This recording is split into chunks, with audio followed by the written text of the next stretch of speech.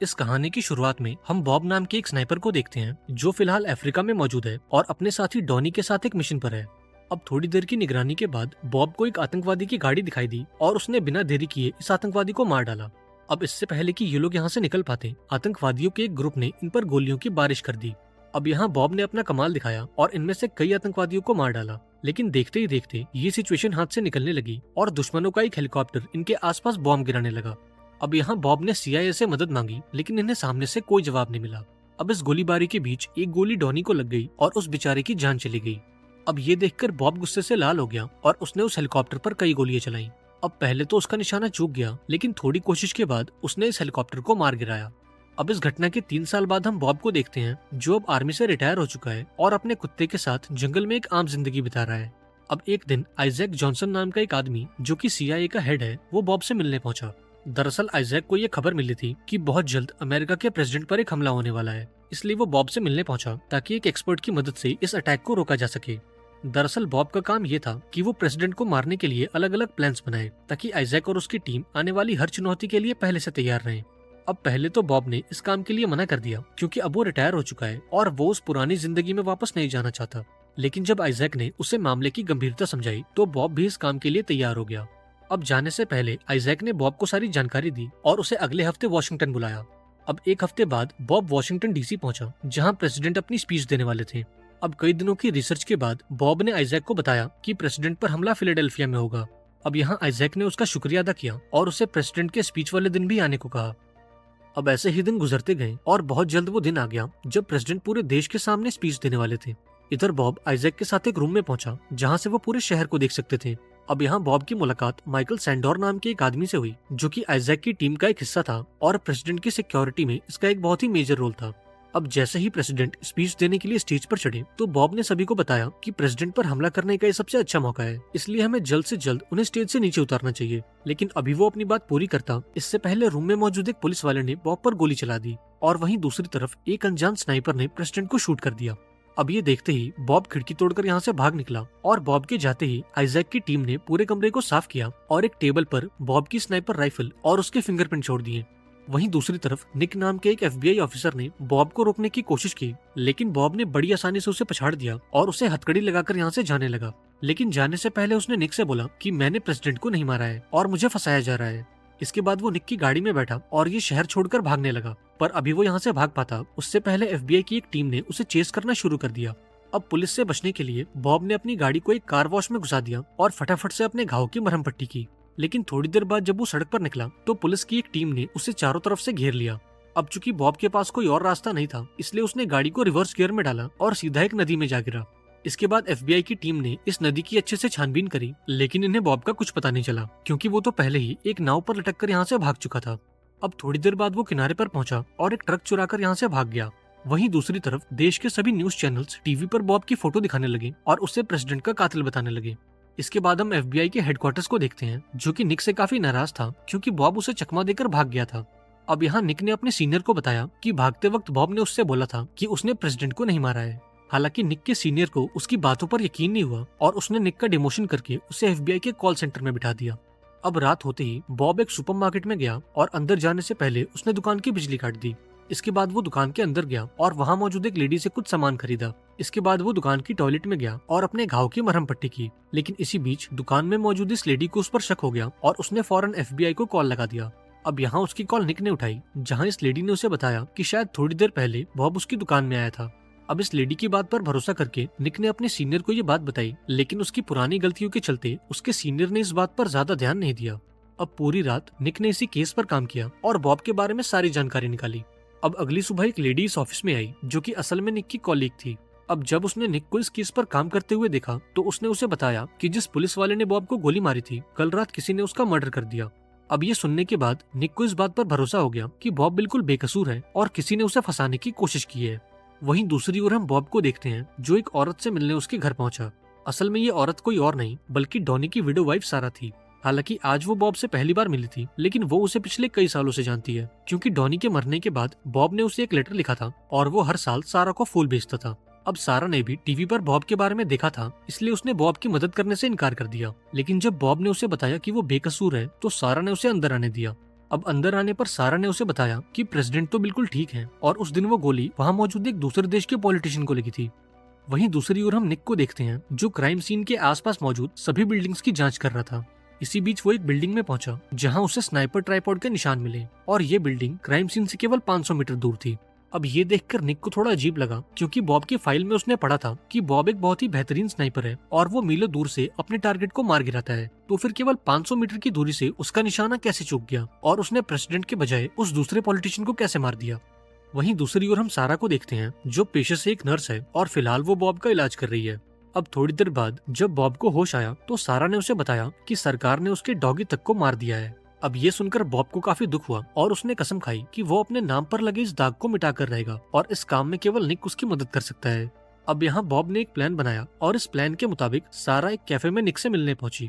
यहाँ सारा ने उसे पूरी बात बताई और उसे आइजैक की गाड़ी का नंबर भी दिया ताकि निक इस बारे में थोड़ी छानबीन करे और इससे आइजैक के मन में भी डर पैदा हो। अब निक ने भी ठीक ऐसा ही किया और उस गाड़ी के नंबर को ट्रैक करने लगा। इधर आइजैक को भी ये बात पता लगी कि FBI का एक ऑफिसर उसकी गाड़ी को ट्रैक कर रहा है और ये वही ऑफिसर है जिसकी गाड़ी में बॉब फरार हुआ था। अब इससे पहले कि निक इस बात की जड़ तक जाता, आइजैक के लोगों ने उसे किडनैप कर लिया और उसे बहुत ही बुरी तरह से मारा। दरअसल वो ये जानना चाहते थे कि आखिर निक को कितनी सच्चाई पता है, लेकिन जब काफी कोशिश के बाद भी निक ने उन्हें कुछ नहीं बताया तो उन्होंने निक को मारने का फैसला किया। लेकिन इससे पहले कि ये लोग उसे मार पाते, बॉब ने अपनी स्नाइपर स्किल्स के दम पर आइजैक के सभी लोगों को मार डाला। अब यहाँ निक ने बॉब से बोला कि मुझे पता है कि तुम बेकसूर हो, इसलिए तुम खुद को पुलिस के हवाले कर दो ताकि कानून तुम्हारी मदद कर सके। हालांकि बॉब ने इसके लिए साफ इनकार कर दिया क्योंकि अगर उसने आइजैक से बदला नहीं लिया तो कल को वो किसी और के साथ भी ऐसा ही करेगा। अब निक ने भी उसकी बात मान ली और उसका साथ देने के लिए तैयार हो गया। वहीं दूसरी ओर आइजैक और उसके साथियों को यह पता चला कि बॉब हर साल सारा नाम की एक लड़की को फूल भेजता है और इस बात का पता लगते ही आइजैक ने अपने आदमियों को सारा को किडनैप करने भेजा। वहीं दूसरी ओर बॉब और निक हथियारों के एक एक्सपर्ट से मिलने पहुंचे जहां बॉब ने इस आदमी से पूछा कि क्या ऐसा मुमकिन है कि गोली किसी और बंदूक से चले और दिखाई किसी और बंदूक से जाए। इस पर यह आदमी कहता है कि हाँ, ऐसा करना मुमकिन है। इस टेक्निक को पेपर पैचिंग टेक्निक कहते हैं जिसमें गोली चलती कहीं और से है और दिखाई कहीं और से जाती है। यहाँ इस आदमी ने बॉब को ये भी बताया कि तुम्हारे अलावा इतना अचूक निशाना केवल एक आदमी लगा सकता है और वो है मिखायो। अब जब इस आदमी ने मिखायो का हुलिया बताया तो बॉब फौरन समझ गया कि मिखायो कोई और नहीं बल्कि माइकल सैंडोर है जो आइजैक के साथ उसकी टीम में था। इसके बाद निक ने अपने ऑफिस में कॉल किया और माइकल सैंडोर का पता निकलवाया जो कि फिलहाल वर्जीनिया में था। अब उस रात आइजैक के 2 आदमी सारा के घर में घुसे ताकि वो उसे किडनैप कर सकें। अब यहाँ सारा ने एक आदमी को तो मार दिया पर बदकिस्मती से उस दूसरे आदमी ने इसे पकड़ लिया। इधर आइजैक को भी अंदाजा हो गया था कि अब तक बॉब ने माइकल सैंडोर के बारे में सब कुछ जान लिया होगा और वो उसके पीछे जरूर जाएगा। इसलिए आइजैक ने प्लान बनाया कि जब बॉब और निक माइकल सैंडोर को पकड़ने के लिए वर्जीनिया आएंगे तो हम उन पर हमला करके उन्हें मार देंगे। अब प्लान के मुताबिक बॉब और निक वर्जीनिया पहुंचे और एक सुपरमार्केट में जाकर बॉम्ब बनाने का सारा सामान खरीदा। अब बॉब ये जानता था कि आइजैक और माइकल भी उन पर पलटकर हमला जरूर करेंगे, इसलिए उसने निक को भी थोड़ी बहुत स्नाइपिंग सिखा दी ताकि समय आने पर वो उसकी मदद कर सके। अब अगले दिन बॉब माइकल के फार्म हाउस में गया और निक दूर बैठकर उसे सभी गार्ड्स की लोकेशन बताने लगा। अब बॉब ने सभी गार्ड्स को एक एक करके खत्म किया और फार्म हाउस में जाने से पहले उसने आसपास की झाड़ियों में ढेर सारे बॉम्ब रख दिए। इसके बाद वो फार्म हाउस के अंदर गया जहाँ माइकल पहले से उसका इंतजार कर रहा था। यहाँ माइकल ने उसे बताया कि असल में हमारा प्लान प्रेसिडेंट को मारने का नहीं बल्कि उस दूसरे देश के नेता को मारने का था, क्योंकि उस दिन वो लोगों को उस गांव के बारे में बताने वाला था जिसे आइजैक और उसकी टीम ने एक ऑयल कंपनी के कहने पर बर्बाद कर दिया। दरअसल आज से 3 साल पहले एक बहुत बड़ी ऑयल कंपनी को अफ्रीका के एक छोटे से गांव में अपनी पाइपलाइन बिछानी थी और इस काम के लिए उन्हें उस पूरे गांव को खाली करना था। लेकिन जब गांव वालों ने ऐसा करने से मना कर दिया तो आइजैक और उसकी टीम ने गांव के सभी लोगों को मार दिया और उन्हें एक बड़े से कब्र में दफन कर दिया। अब यहाँ बॉब को पूरी बात समझ आई कि आज से 3 साल पहले जब वो अफ्रीका के उस गांव में था तब US आर्मी ने उसे और डॉनी को मरने के लिए क्यों छोड़ दिया। और अब बॉब को एहसास हुआ कि इस घोटाले में सिर्फ आइजैक नहीं बल्कि इस देश के बड़े बड़े पॉलिटिशियन भी शामिल हैं। अब ये पूरी बात बताने के बाद माइकल ने खुद को गोली मार ली और ठीक उसी वक्त आइजैक के लोगों ने बॉब पर हमला कर दिया। अब दूर बैठे निक ने बाहर मौजूद सभी बॉम्ब्स को एक्टिवेट कर दिया और अंदर से बॉब ने आइजैक के लोगों को एक एक करके मारना शुरू किया। अब इन सभी को मारने के बाद बॉब इस फार्म हाउस से बाहर निकला पर ठीक उसी वक्त एक हेलीकॉप्टर ने उसे चेज करना शुरू कर दिया।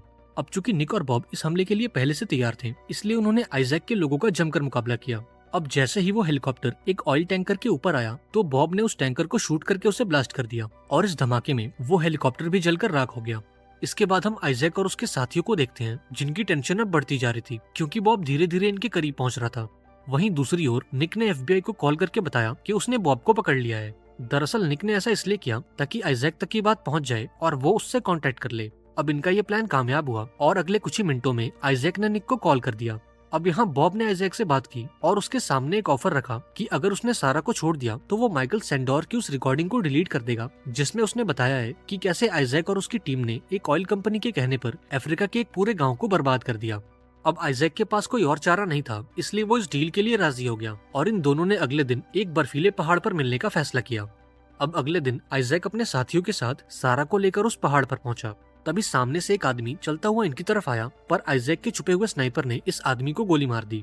अब यहाँ आइजैक को लग रहा था कि उन्होंने बॉब को मार दिया है, पर ये तो बॉब की एक चाल थी और ये आदमी कोई और नहीं बल्कि निक था, जिसने अपनी जैकेट के अंदर एक बुलेट प्रूफ मेटल लगा रखा था। अब जब आइजैक के स्नाइपर ने निक के ऊपर गोली चलाई तो बॉब को स्नाइपर की लोकेशन पता लग गई और यहाँ बॉब ने एक हेडशॉट मारकर इस स्नाइपर का काम तमाम कर दिया। इसके साथ ही उसने एक गोली उस आदमी को मारी जिसने सारा का हाथ पकड़ रखा था। इधर हम एफबीआई के चीफ को देखते हैं, जिसे निक का भेजा हुआ एक लेटर मिला और इस लेटर के जरिए निक ने उन्हें इस मिशन की सारी जानकारी दे दी थी। अब इस लेटर को पढ़ते ही एफबीआई की टीम भी उस पहाड़ की ओर निकली ताकि वो आइजैक और बॉब को गिरफ्तार कर सके। इधर उस स्नाइपर को मारने के बाद बॉब इन सबके सामने आया और यहाँ निक ने आइजैक और उसके साथियों से उनके हथियार ले लिए, पर तभी सारा ने एक बंदूक लेकर उस आदमी को मार दिया क्योंकि उसने सारा को किडनैप करके उसे बहुत टॉर्चर किया था। अब यहाँ बॉब ने उसे शांत किया और आइजैक के साथी मैकियम से बात करने लगा। यहाँ मैकियम ने बॉब से बोला कि तुम उस रिकॉर्डिंग के जरिए हमारा कुछ नहीं बिगाड़ सकते, क्योंकि सरकार के बड़े बड़े अधिकारी भी हमारे साथ इस घोटाले में शामिल हैं। अब तक बॉब भी ये बात समझ चुका था कि अगर उसने इन सबूतों को पब्लिक किया तो सरकार के लोग उसके साथ साथ निक और सारा को भी जान से मार देंगे, और इसलिए उसने इस रिकॉर्डिंग को इनके सामने जला दिया। तभी यहाँ पर एफबीआई की टीम आ गई और बॉब के साथ साथ आइजैक और उसके साथियों को भी पकड़ लिया गया। अब थोड़े दिनों बाद बॉब को कोर्ट के सामने पेश किया गया और इस कोर्ट में आइजैक और उसके साथी भी मौजूद थे। अब यहाँ बॉब ने क्राइम सीन पर मिली अपनी राइफल मंगवाई ताकि वो अपनी बेगुनाही साबित कर सके। यहाँ बॉब ने जज को बताया कि उस दिन घर से निकलने से पहले उसने अपनी बंदूक की फायरिंग पिन्स को निकाल दिया था और बिना फायरिंग पिन के इस बंदूक से गोली चला पाना इम्पॉसिबल है। अब इस बात को साबित करने के लिए उसने निक पर गोली भी चलाई, लेकिन फायरिंग पिन्स ना होने के चलते वो गोली बंदूक के अंदर ही रह गई और इससे ये साबित हो गया कि बॉब बिल्कुल बेकसूर है। अब इस कोर्ट ने बॉब को तो बेकसूर बता दिया, पर उन्होंने आइजैक पर कोई एक्शन नहीं लिया क्योंकि उसके खिलाफ मौजूद उस आखिरी सबूत को भी बॉब ने जला दिया था। अब उस रात आइजैक और मैकियम अपने फार्म हाउस पर गए और अपनी इस जीत को सेलिब्रेट करने लगे, पर तभी वहाँ पर बॉब आ गया और आइजैक के आदमियों को एक एक करके मारने लगा और जैसे ही आइजैक खड़ा हुआ तो उसने सीने में गोली मारकर उसकी जान ले ली। इसके बाद वो घर के अंदर आया और आइजैक के साथ ही मैकियम को भी मार डाला। अब घर से निकलते वक्त उसने गैस पाइपलाइन में एक धमाका कर दिया ताकि उसके खिलाफ कोई सबूत न बचे। आखिरकार बॉब ने अपना बदला पूरा किया और उस गाँव में मारे गए सभी लोगों को इंसाफ दिलवाया। वहीं दूसरी ओर हम सारा को देखते हैं जो फार्म हाउस के बाहर उसका इंतजार कर रही थी। इसके बाद ये दोनों यहाँ से निकल गए और एक साथ एक नई जिंदगी शुरू की।